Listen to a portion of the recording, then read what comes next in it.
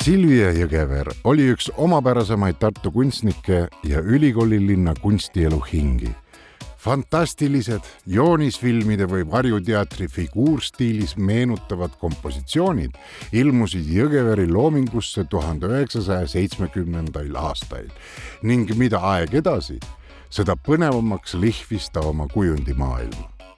Jõgeveri looming kajastas parajasti ühiskonnas toimuvat, vajutades varjatud või varjamata torkena otse selle valupunktidele.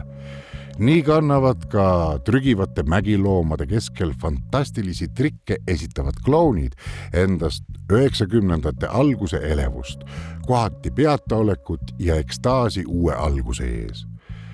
Kas võtta suundu vasakule, paremale või põrutada kõige otsemat teed edasi? Keda valida teekaaslaseks? Jõgeveri polegi see tähtis. Kõige olulisem on jälgida oma südameteed.